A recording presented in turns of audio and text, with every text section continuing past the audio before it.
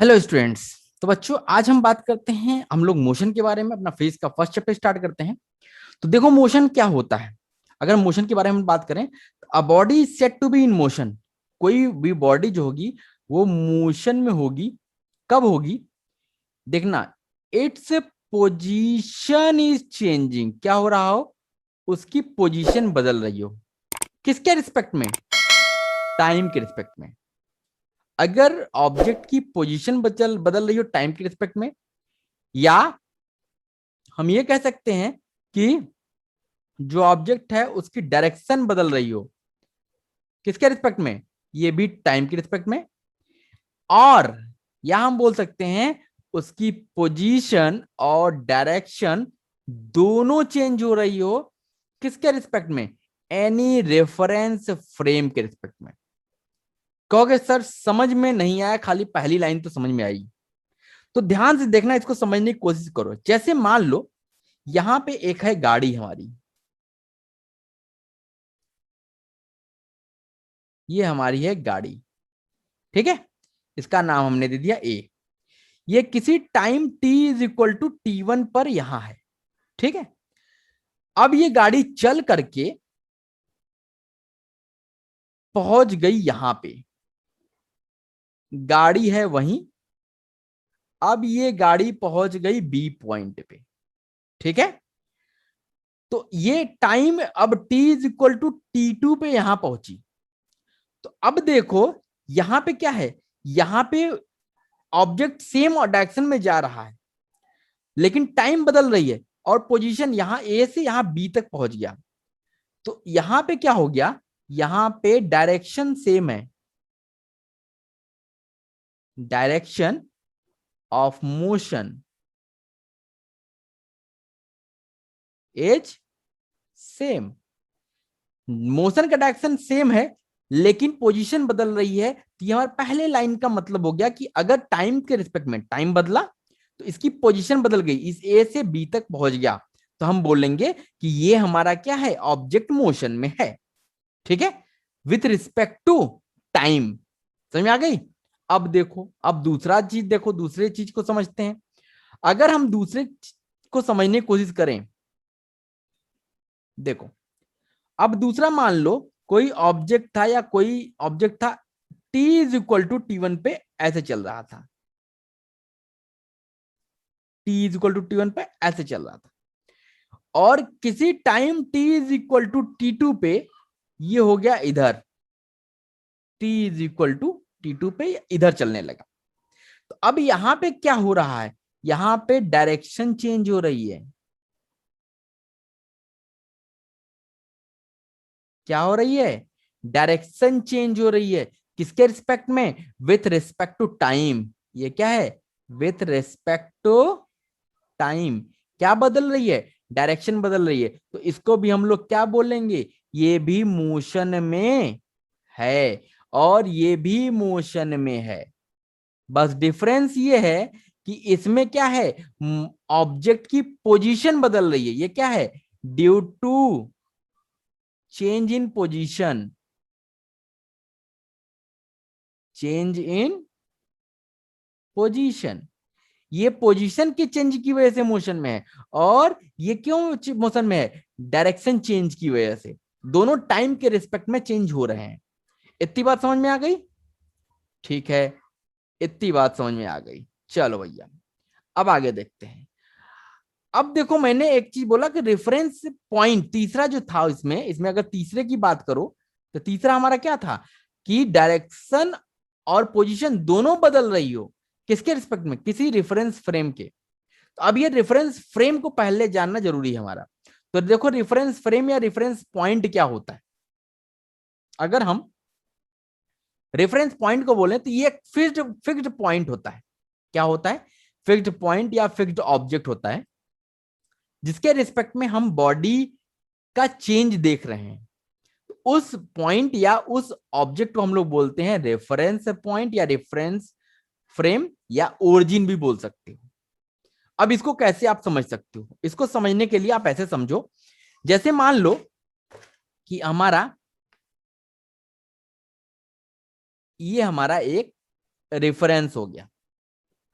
ये हमारा हो गया फिक्स्ड रेफरेंस।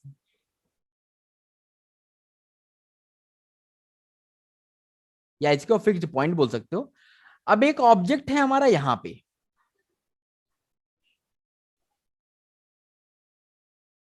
एक गाड़ी है, इस ए पॉइंट पे है, ठीक है।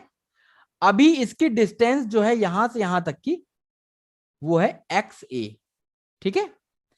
अब यही ऑब्जेक्ट सेम सेम गाड़ी है, अब इसी रेफरेंस पॉइंट के अकॉर्डिंग ये कुछ देर बाद पहुंच जाती है यहां पे,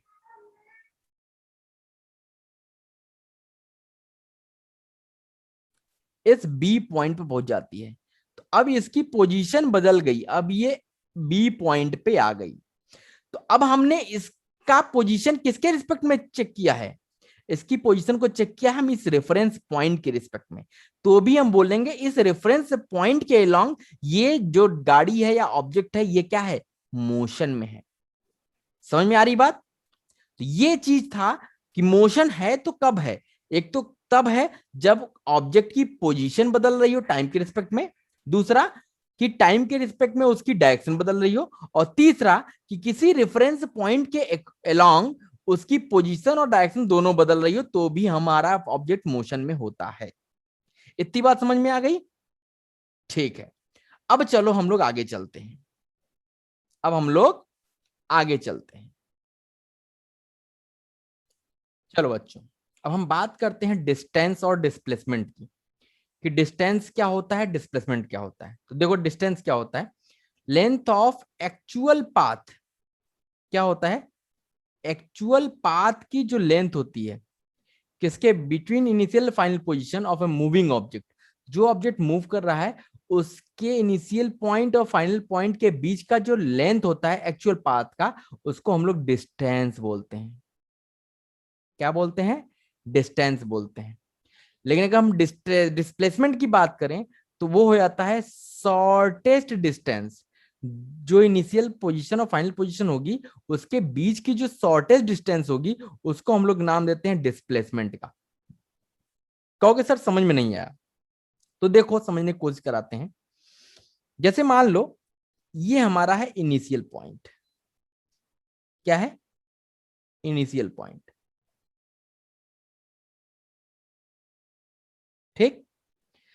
अब मान लो यहां से कोई ऑब्जेक्ट यहां जाना है, किसी ऑब्जेक्ट को यहां जाना है, ये हमारा है फाइनल पॉइंट, ठीक है। अब देखो यहां से यहां जाना है, अगर इसको ऑब्जेक्ट, किसी भी ऑब्जेक्ट को, तो यहां से यहां जाने के हजार तरीके हैं। मान लो ऑब्जेक्ट इधर से जाता है, यहां से हो गया, ये पाथ इसने लिया, तो कोई भी रैंडम पाथ ले लिया, अब इस रास्ते से गया, इस रास्ते का जो एक्चुअल पाथ होगा, एक्चुअल इसको नाप लेंगे, जो पाथ लेंथ आएगी वो हमारी कहलाएगी डिस्टेंस। क्या कहलाएगी, डिस्टेंस। और ये जो डिस्टेंस होता है ये स्केलर क्वांटिटी होता है। कहोगे सर ये स्केलर क्या होता है। देखो बच्चा, स्केलर क्वांटिटी वो क्वांटिटी होती है जिसको रिप्रेजेंट करने के लिए केवल मैग्नीट्यूड की आवश्यकता होती है। अब सर कहोगे ये मैग्नीट्यूड क्या होता है। जैसे मान लो आपको डिस्टेंस में बताना है, किसी किसी कहीं जगह, किसी जगह का डिस्टेंस बताना, तब क्या बताओगे, 5 मीटर, 5 किलोमीटर। तो ये 5 केवल मैग्नीट्यूड में क्या होता है, एक क्वांटिटी, एक न्यूमेरिकल वैल्यू होती है, उसका यूनिट होता है। तो ये आपका क्या करता है, मैग्नीट्यूड बताता है। लेकिन अगर किसी का, हमें ऐसी ऐसी क्वांटिटी जिसको रिप्रेजेंट करने के लिए इस मैग्नीट्यूड के साथ साथ डायरेक्शन भी बताना पड़े, तो उसको हम लोग बोलते हैं वेक्टर क्वांटिटी। जैसे अगर हम इसी इसी क्वेश्चन की बात करें, इसी क्वेश्चन में अगर हम बात करें कि डिस्प्लेसमेंट क्या होगा, तो ए ये पॉइंट इनिशियल पॉइंट है, फाइनल पॉइंट है, इसके बीच की जो शॉर्टेस्ट डिस्टेंस होगी, शॉर्टेस्ट डिस्टेंस मतलब एकदम सीधी लाइन खींच दीजिए, एकदम सीधी लाइन, तो ये जो होगी ये हमारी हो जाएगी डिस्प्लेसमेंट।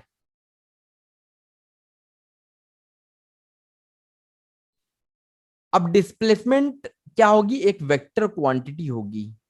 कहोगे सर ये वेक्टर कैसे हो गई, तो वेक्टर क्वांटिटी ऐसी होगी क्योंकि इसकी डायरेक्शन फिक्स है, इसकी डायरेक्शन हमेशा यही होगी, इनिशियल से फाइनल की तरफ एकदम यही, और कोई पाथ नहीं हो सकता, ये यूनिक पाथ है।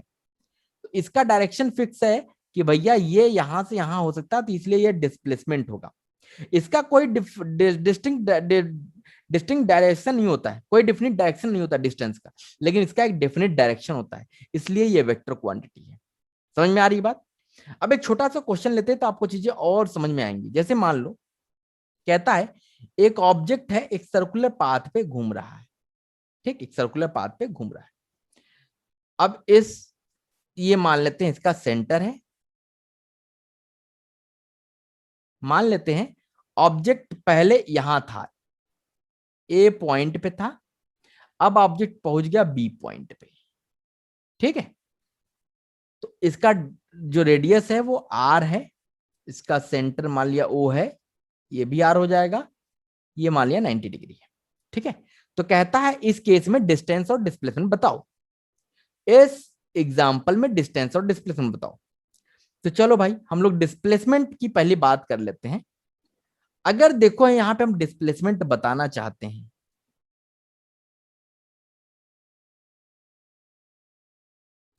तो डिस्प्लेसमेंट क्या होगा, शॉर्टेस्ट डिस्टेंस होगी ना। शॉर्टेस्ट डिस्टेंस क्या होगी, इनिशियल और फाइनल पोजीशन को मिला दीजिए एकदम स्ट्रेट लाइन से, तो ये हमारी क्या होगी ए बी, और इसका डायरेक्शन हमेशा ए से बी की तरफ होगा, तो ये हमारी डिस्प्लेसमेंट होगी। अब अगर हम राइट एंगल ट्रायंगल, आपने पढ़ा होगा कि जब भी राइट एंगल ट्रायंगल होता है ये 90 डिग्री होती है, तो ये आपका परपेंडिकुलर है, ये बेस है, ये हाइपोटेनस है, तो यहाँ पे आप क्या लगाते हो, पाइथागोरस थ्योरम लगाते हो, तो यहाँ पे ये hypotenuse square equal to perpendicular का स्क्वायर प्लस बेस का स्क्वायर।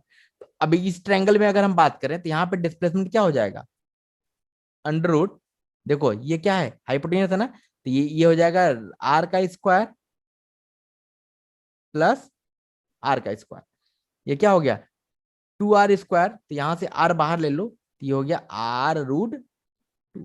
ये तो हो गई हमारी डिस्प्लेसमेंट। तो अगर हम डिस्टेंस की बात करें, किसकी बात करें, डिस्टेंस की। अब डिस्टेंस क्या होगी, देखो अगर डिस्टेंस निकालना है तो डिस्टेंस क्या होगा, जो ओरिजिनल पाथ लेंथ होगी। ओरिजिनल पाथ कैसे गया है, ये इसी रास्ते से तो गया है, तो ये जो लेंथ होगी यही हमारी क्या होगी, डिस्टेंस होगी। तो ये हमारा होता क्या है, ये देखो ये क्या है, इसको आप कहते हो लेंथ ऑफ आर्क,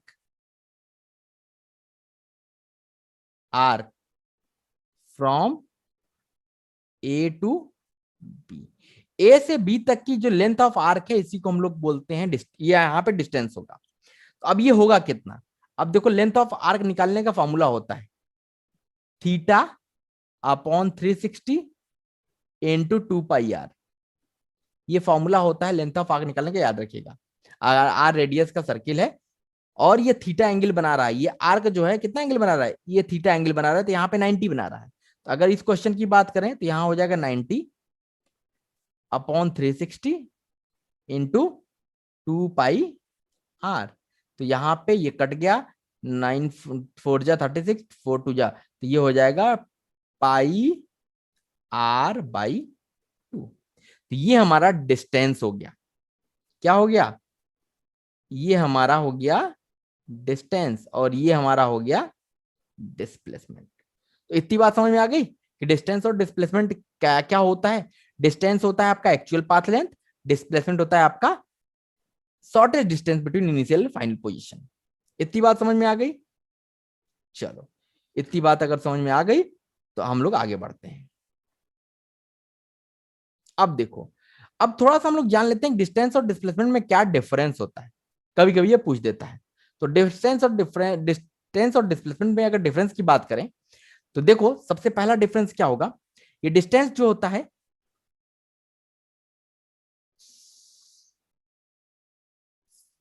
सॉरी, ये डिस्टेंस क्या होता है, ये होता है हमारा एक्चुअल पाथ की लेंथ जो होती है वो हमारी डिस्टेंस होती है। अभी जो बताया था आपको, डिस्प्लेसमेंट क्या होती है, shortest distance between initial position and final position, जो आपकी शॉर्टेस्ट डिस्टेंस होगी इनिशियल और फाइनल के बीच की, वो हमारी क्या होगी, डिस्प्लेसमेंट होगी, ठीक है। डिस्टेंस क्या होता है, स्केलर क्वांटिटी होता है, जिसको रिप्रेजेंट करने के लिए केवल मैग्नीट्यूड की जरूरत होती है, और ये क्या होती है, एक वेक्टर क्वांटिटी होती है। इसको रिप्रेजेंट करने के लिए स्केलर का मतलब हो गया केवल मैग्नीट्यूड।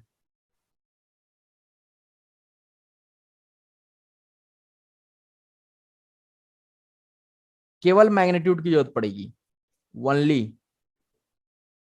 और इसको रिप्रेजेंट करने के लिए मैग्नीट्यूड प्लस डायरेक्शन,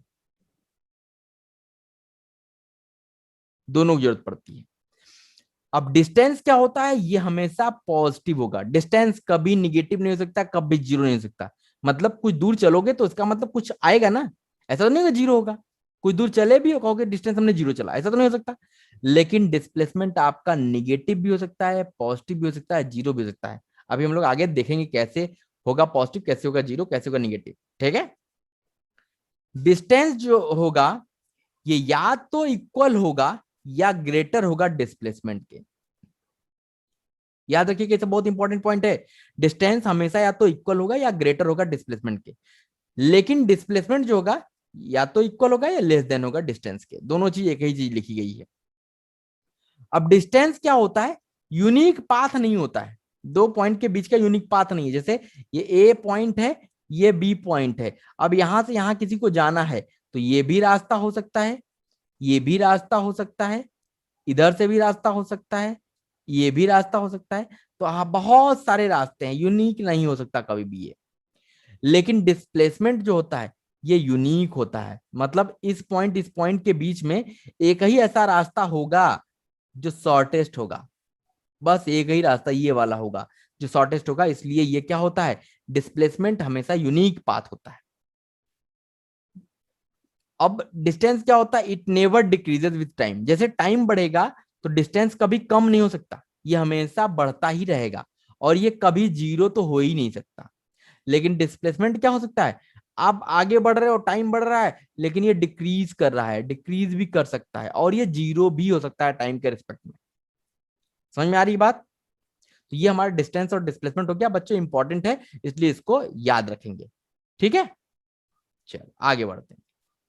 अब देखो, अब आता है हमारा स्पीड और वेलोसिटी।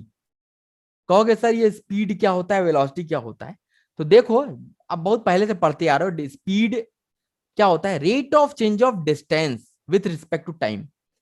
अगर डिस्टेंस बदल रहा है टाइम के रिस्पेक्ट में, with respect to time, sorry यहां लिखना भूल गया, rate of change of distance with respect to time, यहां टाइम लिख लीजिएगा। टाइम के रिस्पेक्ट में अगर डिस्टेंस बदल रही है तो उसको हम लोग स्पीड बोलते हैं। तो हम लोग क्या लिखते हैं, speed is equal to distance upon time, ये पढ़ते हैं। अब डिस्टेंस स्केलर क्वांटिटी है, ये हम लोग जानते हैं। टाइम भी स्केलर क्वांटिटी है, इसलिए ये स्पीड भी क्या होगा, ये एक स्केलर क्वांटिटी होगी, याद रखिएगा। तो ये हमारा क्या हो गया, स्पीड हो गया। स्पीड क्या हो गया भैया, distance upon time. Distance upon time क्या हो गया, स्पीड हो गया। अगर हम लोग वेलोसिटी की बात करें तो वेलोसिटी क्या होगा, rate of change of displacement with respect to time. अगर टाइम के रिस्पेक्ट में डिस्प्लेसमेंट चेंज हो रही है तो उसको हम लोग बोलते हैं वेलोसिटी। तो वेलोसिटी इज इक्वल टू क्या लिखेंगे, वेलोसिटी इज इक्वल टू लिखेंगे डिस्प्लेसमेंट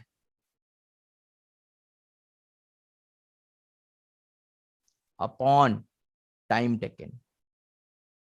ठीक है, तो ये हमारी वेलोसिटी हो गई, डिस्प्लेसमेंट अपॉन टाइम। ठीक है, तो अब यहां पे देखो, वेलोसिटी क्या है, ये हमारी है वेक्टर क्वांटिटी, और ये हमारा है स्केलर। तो वेलोसिटी क्या होगी, ये हमारी होगी वेक्टर क्वांटिटी। वेलोसिटी को रिप्रेजेंट करने के लिए हमें डायरेक्शन भी चाहिए और मैग्नीट्यूड भी चाहिए, याद रखिएगा। स्पीड को रिप्रेजेंट करने के लिए हमें केवल मैग्नीट्यूड चाहिए होगा, 5 मीटर पर सेकेंड, 3 मीटर पर सेकेंड, लेकिन वेलोसिटी को रिप्रेजेंट करने के लिए हमें क्या चाहिए, हमें उसके लिए डायरेक्शन भी चाहिए होगा कि इतना मीटर पर सेकेंड इस डायरेक्शन में और इतना मीटर पर सेकेंड इस डायरेक्शन में। ठीक है, ये हमारी हो गई स्पीड और वेलोसिटी। अब आगे देखो, अब आता है एक्सेलरेशन या रिटार्डेशन। क्या होता है acceleration? Rate of change of velocity with respect to time. मैंने टाइम लिखना हर जगह भूल गया है। Rate of change of velocity, अगर वेलोसिटी टाइम के रिस्पेक्ट में बदल रही हो तो हम बोलेंगे वो एक्सेलरेशन होता है। कहोगे सर कैसे? देखो, जैसे मान लो यहां पे एक गाड़ी है,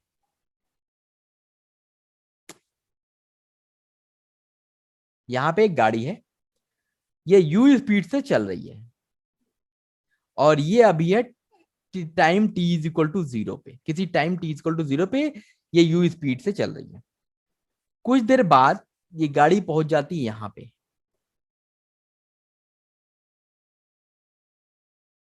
यहां पहुंच गई।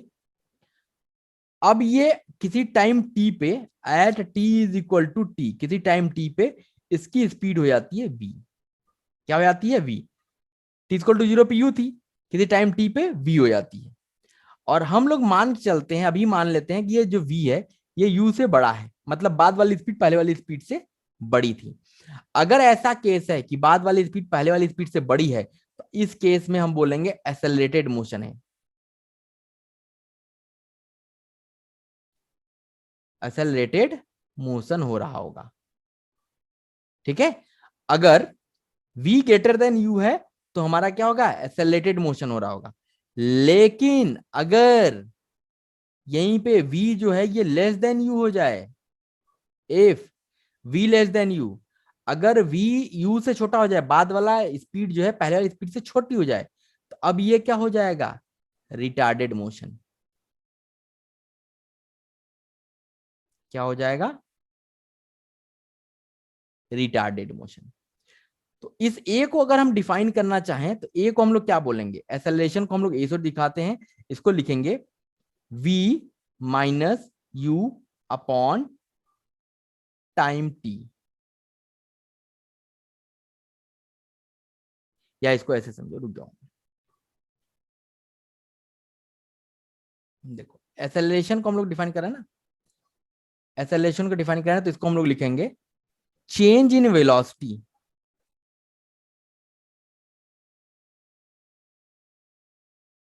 Upon time taken.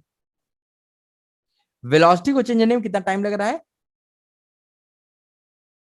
तो उसको हम लोग बोलेंगे एक्सेलरेशन। तो इसको हम लोग अगर फॉर्मुलाइज करें तो ए इज इक्वल टू, पहले वेलोसिटी थी u, बाद में वेलोसिटी हो गई v, तो चेंज कितना आया? v minus you upon T. तो ये हमारा बन जाता है फॉर्मूला।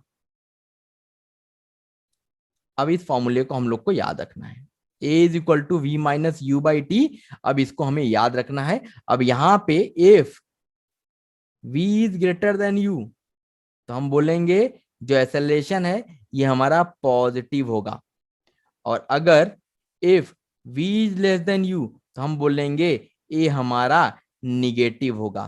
तो पॉजिटिव होगा तो एक्सेलरेटेड मोशन होगा, निगेटिव होगा तो रिटार्डेड मोशन होगा। ठीक है, अगर ये पॉजिटिव है तो ये एक्सेलरेटेड मोशन है, अगर ये निगेटिव हो गया तो ये हो गया रिटार्डेड मोशन। ये याद रखेंगे हम लोग। ठीक है, इतनी बात समझ में आ गई? चलो इसको नोट कर लीजिए, फिर हम लोग आगे देखेंगे।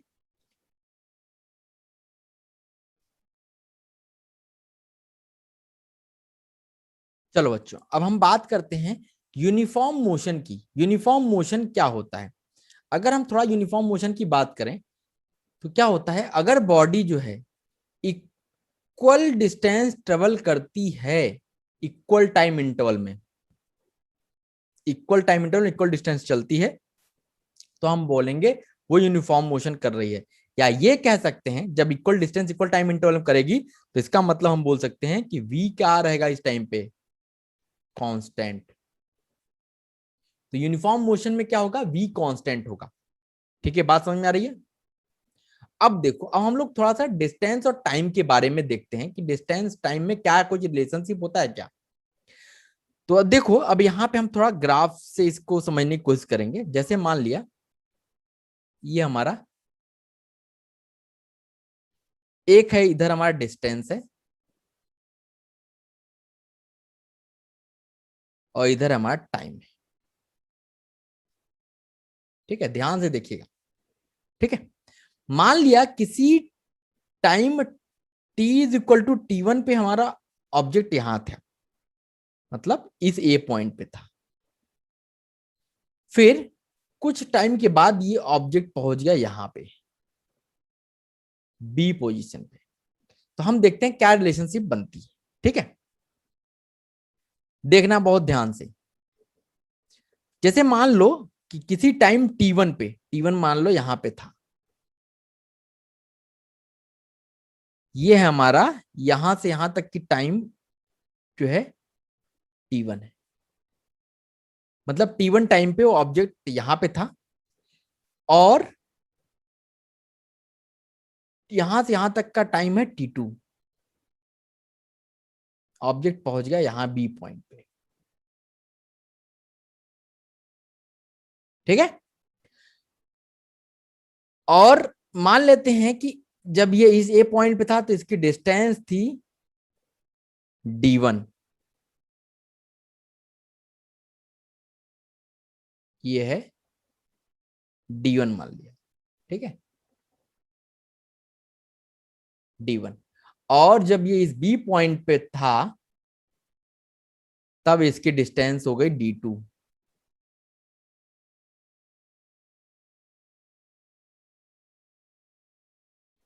ठीक है, इतनी बात समझ में आ रही है। अब देखो, थोड़ा सा समझना बहुत ध्यान से।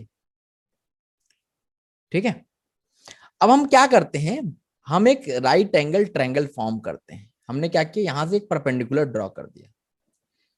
ये मान लेते हैं कि ये एंगल है थीटा, यहां भी एंगल वही थीटा ही बनेगा। ये एंगल थीटा हो गया। अब देखो ये पूरा है T2, ये इतना है T1, तो ये कितना आएगा, T2 - T1 आएगा क्या। ठीक है, ऐसे ही ये पूरा यहां से यहां तक D2 है, देख रहे हो, और ये D1 है, तो यहां से यहां तक क्या D2 - D1 आएगा क्या। यहां से यहां तक ये D2 - D1 आएगा क्या। हाँ सर आएगा। चलो अब हम लोग क्या करते हैं, मान लेते हैं ये पॉइंट हमारा है C। ठीक, तो अब देखो, अब हम क्या करते हैं, राइट एंगल ट्रायंगल लेते हैं। क्या लेते हैं, हमने एक ट्रायंगल ले लिया एन, ट्रायंगल ए बी सी। ये हमारा है राइट एंगल ट्रायंगल जो सी पे 90 डिग्री है। ठीक है, तो अब देखो यहां पे हम tan थीटा लगाएंगे। जैसे ये ट्रायंगल हम बाहर बना लेते हैं, ये हमारा हो गया ए, ये हमारा हो गया बी, ये हमारा हो गया सी, ये हमारा 90, ये हमारा थीटा। तो यहां पे अगर हम tan थीटा लगाते हैं बच्चों, ये tan थीटा क्या होता है, परपेंडिकुलर अपॉन बेस होता है। परपेंडिकुलर का मतलब हो गया बीसी अपॉन एसी। ठीक, तो बीसी कितना है, बीसी अगर देखे तो हमने यहां लिखा है ना D2 - D1, ये हो गया D2 - D1 अपॉन एसी कितना है T2 - T1। इतनी समझ में आ रही है। तो ऊपर क्या चल, ये ऊपर क्या है, डिस्टेंस चला गया है, और नीचे क्या है, टाइम। तो इस tan थीटा को हम लोग बोलते हैं स्लोप, और इसको कभी कभी हम लोग m से डिनोट करते हैं। m मैथ में आप देखोगे m से डिनोट किया जाता है। तो अब देखो ये क्या है, डिस्टेंस। आखिर ये तो आएगा, डिस्टेंस ही आएगा ना, और ये क्या आएगा, टाइम। तो ये क्या है बच्चा, ये है स्पीड। तो यहां से देखो एक चीज समझ में आ गई हमको। क्या समझ में आई, किसी को समझ में आई, कि slope of distance time graph gives speed. ये एक इंपॉर्टेंट चीज हमको मिल गई, ये एक इंपॉर्टेंट चीज हमको मिल गई। क्या? कि डिस्टेंस टाइम ग्राफ का जो स्लोप होता है, मतलब tan थीटा, उसका जो एंगल होता है उसका tan लगा दोगे तो वो स्लोप बन जाता है। तो उसका स्लोप हमें क्या देता है? स्पीड देता है। मतलब आप, अगर आपको डिस्टेंस टाइम ग्राफ दिया हो तो उसका केवल स्लोप निकाल लो, वहीं आपकी क्या हो जाएगी? स्पीड हो जाएगी। सिमिलरली अगर हम बात करें कि डिस्प्लेसमेंट टाइम ग्राफ अगर हो तो उसका slope, slope of displacement time graph,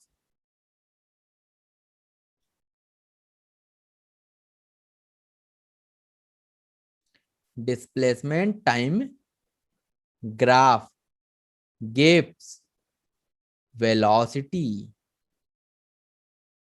अगर डिस्प्लेसमेंट टाइम ग्राफ होगा तो उसका जो स्लोप होगा वो आपको वेलोसिटी देगा, और डिस्टेंस टाइम ग्राफ का स्लोप आपको स्पीड देगा।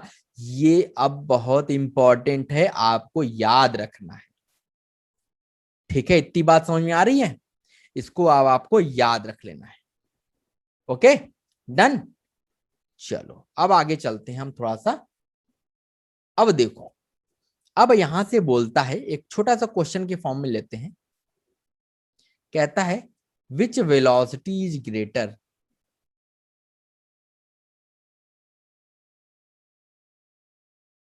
कहता है विच वेलोसिटी इज ग्रेटर। अब यहां पे एक कर्व दिया हुआ है, कहता है ये इधर टाइम है,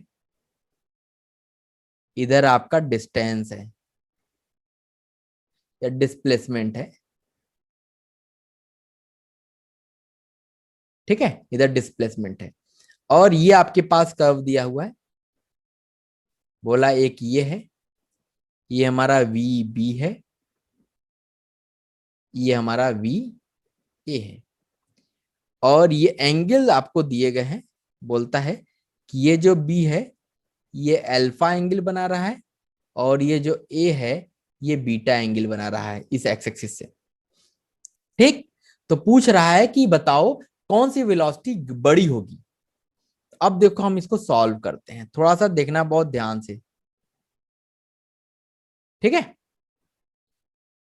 देखो यहां पे आप बताओ कि कौन सा एंगल बड़ा है, अल्फा बड़ा है कि बीटा बड़ा है। तो यहां पे देखो, beta is greater then alpha है क्या? ये एंगल बड़ा है ना, देखो दिखने में लग रहा है बीटा जो है अल्फा से बड़ा है। अगर बीटा अल्फा से बड़ा है तो अगर आप दोनों साइड tan लगा देते हो, tan beta is greater then tan alpha, कहोगे सर ये कहां से लिख दिया? देखो, अगर मान लो एक 30 डिग्री है, एक 60 डिग्री है, ठीक है, तो अगर आप tan 30 लिखते हो तो इसकी वैल्यू होती है 1/√3। अगर आप tan 60 लिखते हो तो इसकी वैल्यू होती है √3। अब बताओ √3 बड़ा या 1/√3 बड़ा? तो √3 बड़ा। तो इसका मतलब इसकी वैल्यू अगर ये बड़ी है तो उसका tan भी बड़ा होता है। तो tan beta is greater then tan alpha. अगर tan beta greater than tan alpha है बच्चों, तो ये क्या है? ये है स्लोप। किस वाले ग्राफ का? ए वाले का। Slope of A is greater than slope of B. ये क्या है? स्लोप ऑफ ए है, जो बीटा है, tan लगा दिया तो वो स्लोप हो गया ए का, और ये स्लोप ऑफ बी का। तो किसका स्लोप बढ़ गया? ए का।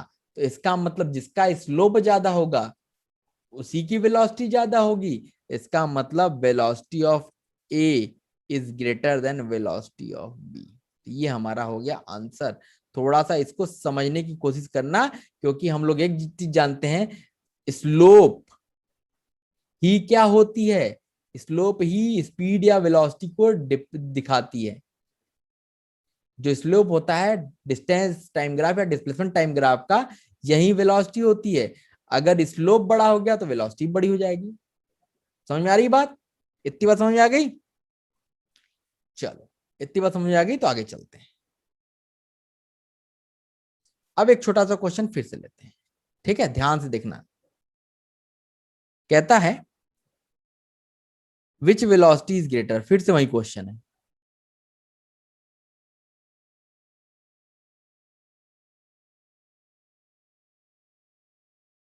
विच वेलोसिटी इज ग्रेटर। अब देखो ग्राफ जो दिया है, जो आपको ग्राफ दिया है, ये आपका दिया है 1 by डिस्प्लेसमेंट,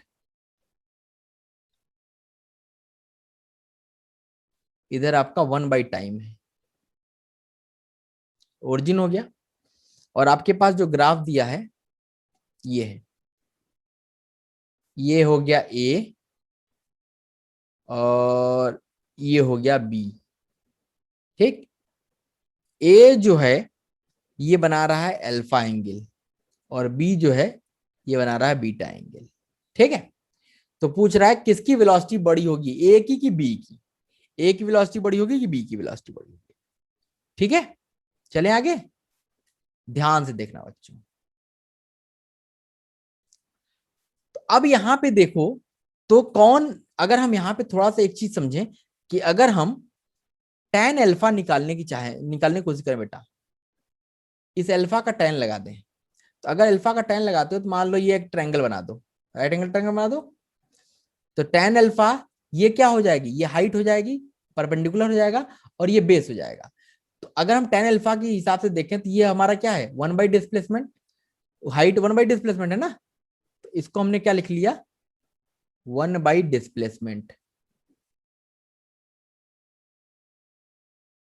ठीक, अपॉन, अब नीचे वाला टाइम ये क्या है, टाइम है, ये 1 by टाइम लिखा हुआ है, इसको आप 1 by टाइम लिख लो, ठीक।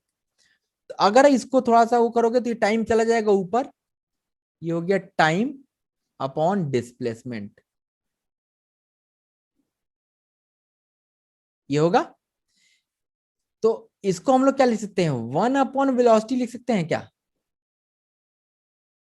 क्योंकि अगर टाइम को नीचे ले आओगे तो वेलोसिटी बन जाएगी। तो डिस्प्लेसमेंट ऑफ टाइम वेलोसिटी हो गया, तो ये 1 by वेलोसिटी हो गई। तो अगर हम यहां से देखें तो ये v हो गया, ये tan अल्फा हो गया, ये स्लोप है, ये हो गया स्लोप, और ये इनवर्सली प्रोपोर्शनल हो गया किसके, वेलोसिटी के, या वेलोसिटी इनवर्सली प्रोपोर्शनल हो गई स्लोप के, ठीक है। यहां से एक चीज हमको समझ में आ गई, अगर ये आपको समझ में आ गया बच्चों, तो क्वेश्चन का आंसर भी आ गया। कहोगे सर कैसे, अब देखो, जब ये स्लोप आ गया कि वेलोसिटी की इनवर्सली प्रोपोर्शनल है, ठीक, तो इसका मतलब वेलोसिटी उसकी ज्यादा होगी जिसका स्लोप कम होगा। अब बताओ, यहां पे अल्फा जो है इज लेस देन बीटा है, तो tan लगाओगे is less than tan beta होगा। इसका मतलब स्लोप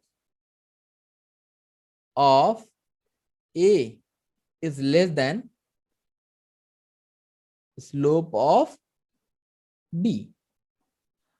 स्लोप अगर ए का छोटा है बी से, तो इसका मतलब स्लोप और वेलोसिटी में इनवर्स रिलेशन है, तो इसका मतलब इसका उल्टा हो जाएगा कि वेलोसिटी जो होगी ए की, ये बड़ी हो जाएगी वेलोसिटी बी से। समझ में आया, क्योंकि स्लोप और वेलोसिटी में क्या है, इनवर्स रिलेशन है। मतलब अगर स्लोप बढ़ाओगे तो वेलोसिटी घटेगी, अगर वेलोसिटी घटाओगे तो स्लोप बढ़ेगा, अगर वेलोसिटी बढ़ाओगे तो स्लोप घटेगा। इसका मतलब अगर स्लोप छोटा है तो वेलोसिटी उसकी बड़ी हो जाएगी, इसका मतलब वेलोसिटी ए की जो होगी वो ज्यादा होगी वेलोसिटी ऑफ बी से। इतनी बात समझ में आ गई, इतनी बात आई समझ बच्चों।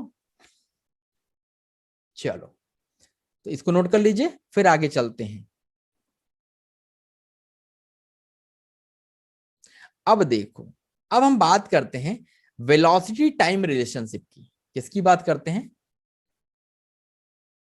वेलोसिटी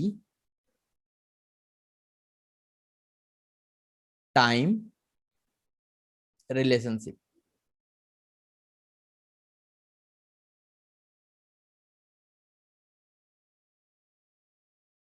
ठीक है। वेलोसिटी टाइम में क्या रिलेशनशिप है, अभी हम यूनिफॉर्म मोशन की ही बात कर रहे हैं, ये भी यूनिफॉर्म मोशन के लिए ही है।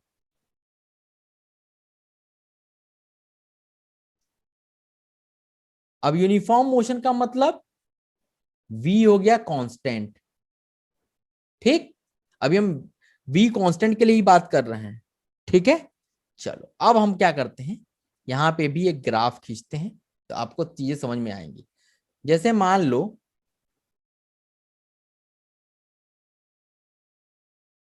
ये हमारी है वेलोसिटी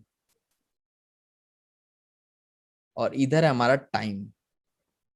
ठीक है, अब क्योंकि हम यूनिफॉर्म मोशन की बात कर रहे हैं बच्चों, तो इसका मतलब हो गया कि अब v और t का वेलोसिटी कांस्टेंट होनी चाहिए।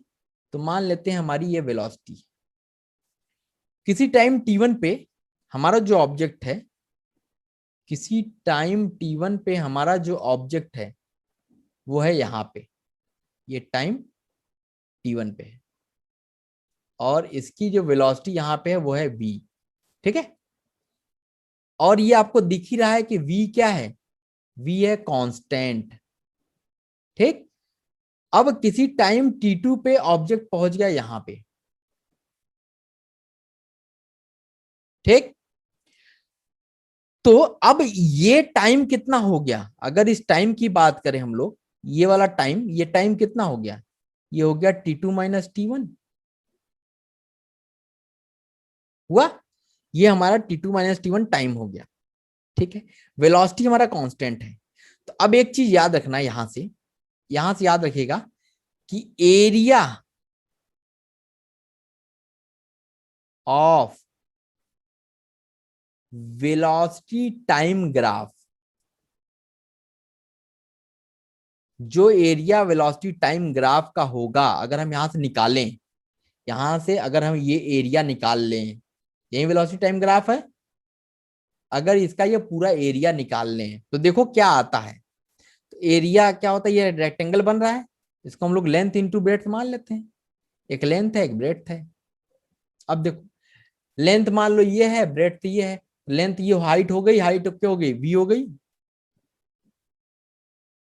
इंटू, और ये ब्रेड्थ हो गया t2 माइनस t1।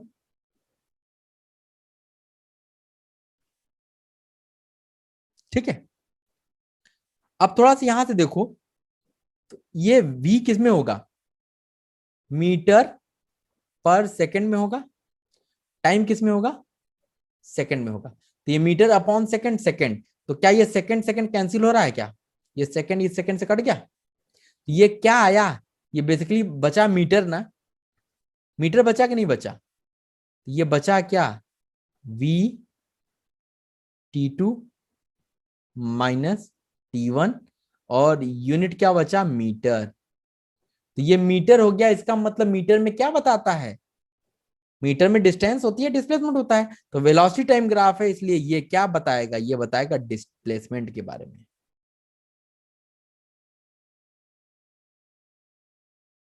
मतलब area of velocity time graph gives you displacement. अब इसको नोट बना के लिख लो,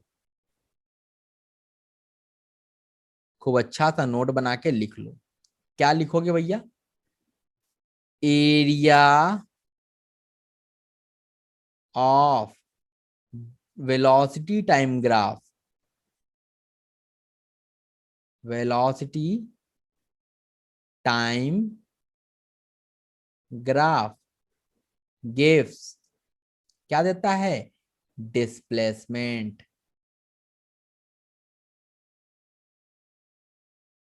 ठीक है, और ऐसे ही एरिया होगा ऑफ स्पीड टाइम ग्राफ,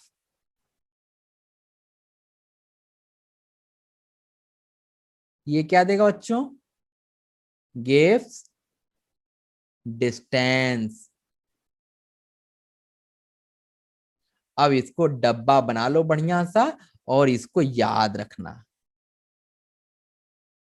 क्या करना है, इसको याद रखना है, अच्छे से याद रखना है। ठीक है, कि area of velocity time graph क्या देता है, डिस्प्लेसमेंट देता है, एरिया स्पीड टाइम ग्राफ क्या देता है, डिस्टेंस देता है। ये आपको याद रखना है, अच्छे से याद रखना है, क्योंकि ये बहुत इंपॉर्टेंट है। ठीक है, ओके, चलो, तो एक दो क्वेश्चन कर लेते हैं, एक क्वेश्चन करा दे क्या, एक क्वेश्चन करा देते हैं फिर आगे बढ़ते हैं, ठीक है। एक क्वेश्चन कर लेते हैं, चलो एक क्वेश्चन कर लेते हैं ताकि हमें थोड़ा कॉन्सेप्ट समझ में आ जाए। अब क्वेश्चन देखो क्या कहता है, क्वेश्चन कहता है फाइंड डिस्टेंस एंड डिस्प्लेसमेंट।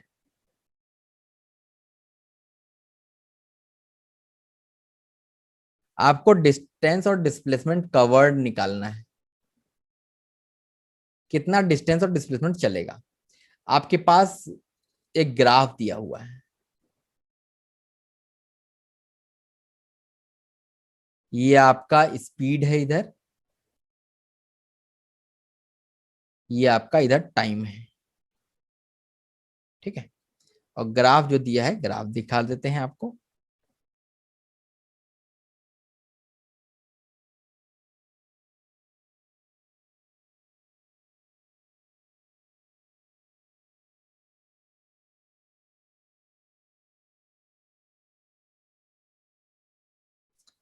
ये ग्राफ दिया हुआ है, ठीक है। थोड़ा सा इसको पॉइंट दिखा देते हैं। ये मान लेते हैं ए है, ये मान लेते हैं बी है, ये आपको सी दिया है और ये आपको डी दिया है, ठीक है। ये जो है 5 सेकेंड,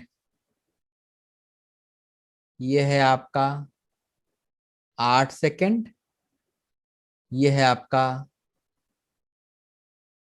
12 सेकेंड, ठीक है। सी पे 12 है और डी पे 14 है, ठीक है।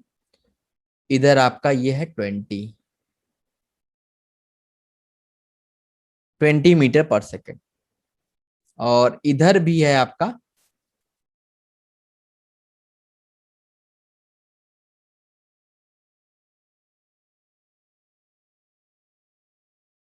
इधर है -20, ठीक है। ये क्वेश्चन दिया हुआ है और ये पॉइंट है ई, ठीक। तो ये कहता है बताना है डिस्टेंस और डिस्प्लेसमेंट कवर्ड इसमें क्या है। तो चलो हम लोग थोड़ा सा करने की कोशिश करते हैं, क्योंकि अभी हम लोगों ने पढ़ा है कि डिस्टेंस निकालना हो तो स्पीड टाइम ग्राफ का जो डिस्टेंस होगा, स्पीड टाइम ग्राफ का जो एरिया होगा वो आपको डिस्टेंस देगा। तो अगर डिस्टेंस निकालें हम लोग बच्चों, तो यहाँ पे डिस्टेंस अगर ग्राफ से देखा जाए तो ग्राफ से डिस्टेंस क्या होगा। अगर हम ग्राफ से डिस्टेंस देखें तो ये हमारा जो एरिया है, देखो एक तो ये एरिया हो गया और एक एरिया हो गया ये वाला,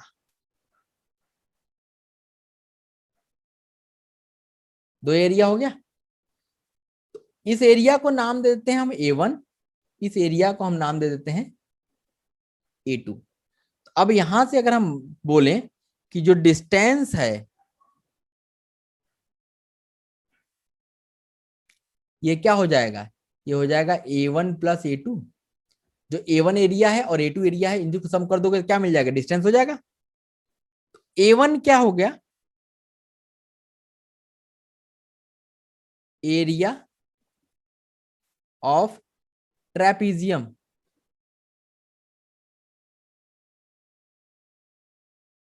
ZIUM। ट्रेपीजियम कौन सा होगा, इसको नाम दे दो, ओ नाम दे दो, OABCO, OABCO। इसका जो एरिया होगा वही हमारा क्या होगा, A1 एरिया होगा। अब ट्रेपीजियम के एरिया का फॉर्मूला आपको पता होता है क्या, 1/2 sum of parallel sides, parallel sides AB और ये है इंटू हाइट ये है।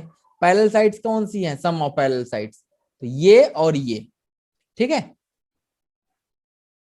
तो AB + OC इंटू इनके बीच की डिस्टेंस हाइट हो जाएगी A या BC, मान लो कोई भी हाइट ले लो। ये हो गया एरिया ऑफ ट्रेपीजियम। तो अगर हम इसको एरिया निकालें तो ये क्या हो जाएगा भैया, 1/2। AB कितना है, AB है देखो ये 8 में से 5 गया 3, ठीक। और OC कितना है, 8, तो ये हो गया 3+8 इंटू BC कितना है, ये हो गया 20, तो 8×3 = 11 और 20 51/2, ये हो गया, ये हो गया पहला वाला एरिया A1। अब A2 निकाल लो। A2 क्या होगा, A2 होगा एरिया ऑफ ट्रायंगल।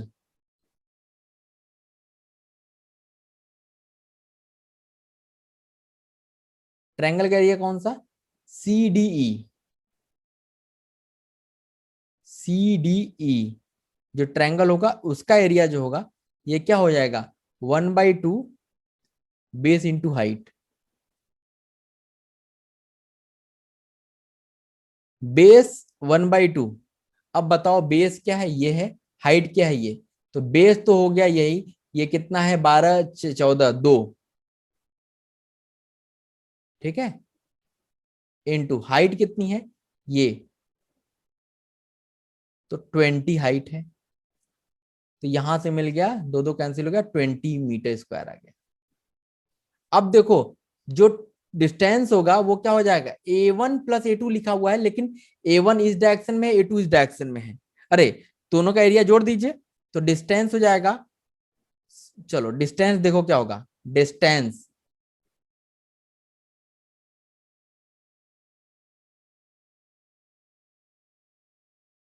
A1+A2, तो ये आप जोड़ दीजिए, ये हो जाएगा 51/2 + 20। और डिस्प्लेसमेंट क्या होगा, अगर इसी में डिस्प्लेसमेंट बात करें तो डायरेक्शन भी ले लोगे, तो इसको पॉजिटिव लोगे तो इसको निगेटिव लेना पड़ेगा, तो वहां पे हो जाएगा A1 - A2, तो ये हो जाएगा 51/2 - 20। सॉल्व कर लीजिए, जो आएगा वही हमारा आंसर होगा। इतनी बात समझ में आ गई, इसको नोट कर लीजिए, फिर अगले क्लास में हम लोग इसके आगे की चीजें पढ़ेंगे। ओके, और भी क्वेश्चंस आप कर सकते हैं इस पे बेस्ड। चलिए मिलते हैं नेक्स्ट क्लास में। Thanks for watching.